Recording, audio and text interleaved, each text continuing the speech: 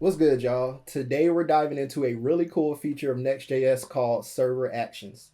If you're building web apps with Next.js, this is a game changer. So grab your coffee, let's get started. And if you want to follow along with this series as we continue to dive into more topics of Next.js and web development in general, don't forget to hit that subscribe button. First things first, what are server actions? Simply put, they let you execute server-side logic from the client without setting up traditional API routes.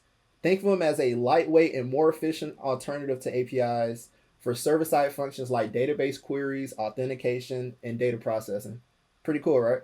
Here are a few details that you need to know about server actions. Server actions can be invoked using the action attribute of a form element. Server actions are not just limited to form elements, and they can be invoked using event handlers, React hooks like useEffect, third-party libraries, and other form elements like the traditional button. Server actions use the post method, and only this HTTP method can invoke them. And last but not least, server actions are functions, meaning that they can be reused across your entire application as needed. Now let's talk about how to create our first server action. So inside of your code from the app directory, create a new folder called _actions. Inside of this folder, create a file called index.ts. And this file will end up housing all of our actions or action for the sake of this example. Inside of our index.ts file, the most important thing to note is the use server directive at the top of the file. This lets Next.js know that every file or function in this file will be a server action. So this will allow us to import it into our server and client components. This simple function that we've made, create entry, will mock creating an entry to a database. It simply console logs out a couple of messages, and it has a set timeout function for 2 seconds just to give us a feel of how it would be to interact with an external database. If you aren't familiar with the use server directive, or you want a refresher on server and client components, take a look at our last video. I'll put that link in this video description. Now that we've defined our first server action, let's start off by calling it from a server component. So in our code base, we've created a new component called entry form that will invoke our server action. Since this is a server component, we're going to be using the form action method. So whenever this button, the submit button, is clicked, it will call our server action. So let's go ahead and give it a try. If we go ahead and run our app locally and we access the URL localhost 3000, we should see a button render on the page. Again, this is a server component. We did not specify it as a client because we do not have the use client directive at the top of the page. So if we click submit, if we go back to our directory, you can see here we have our log showing. So we have our create a new entry. If we go back to our index.ts file, and then we can see our set timeout function ran as well 2 seconds later. So successfully create a new entry was also logged into our terminal. So that is the simplest way to call a server action from your server component. Now that we were able to invoke our server action from our server component, let's talk about how to do that from a client component. So inside of our code base in the same components directory, we created a new entry form client just so we can differentiate between the two. And the most important thing to note is that we've annotated the top of this file with use client, therefore making it a client component. Remember, if this is not present, your component is a server component by default. So now that we have our client component defined, we simply exchanged out the form action for the onSubmit handler. And inside of this onSubmit function, we have a handle submit function that will call or invoke our server action. So if we render this app and we go to the browser and we click our new submit button for our client component, we should see the same console log show in our terminal in our IDE. So we click submit, and inside of here, you can see create a new entry and successful messages were logged to our terminal.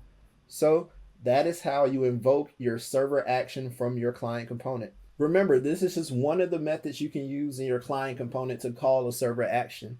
You can put this logic on the actual on-click functionality of the button. You can have another event handler on your form fields if you have one, like onChange.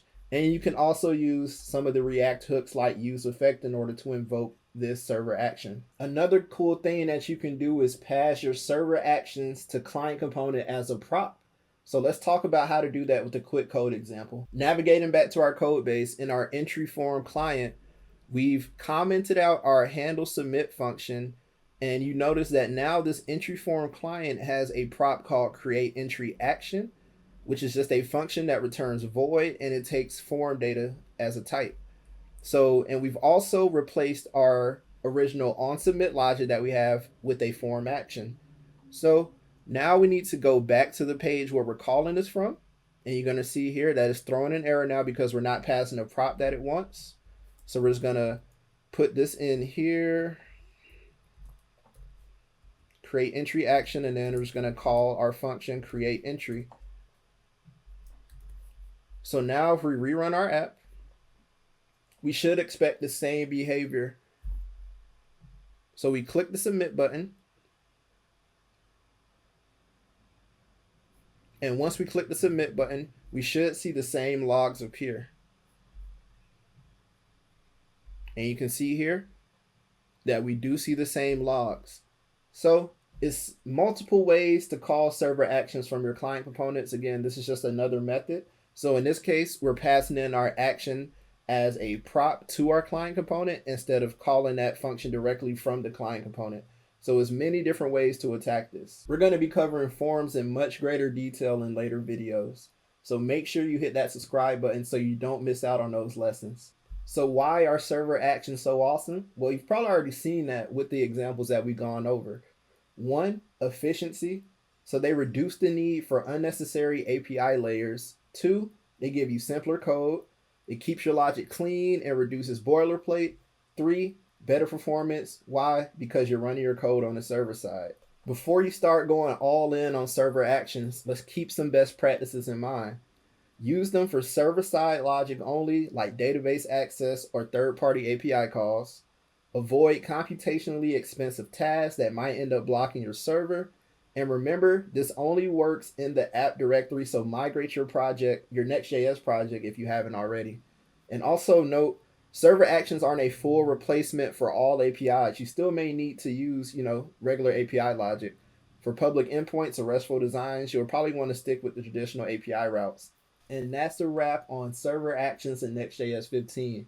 I hope you found this video helpful and it helped you understand how to use server actions and why they could be so powerful. If you found the video helpful, definitely try to hit that subscribe button just so you don't miss out on any other lessons. There is a lot more content on the way. I appreciate everybody who has taken the time to watch. And until next time, y'all, happy coding. Peace out.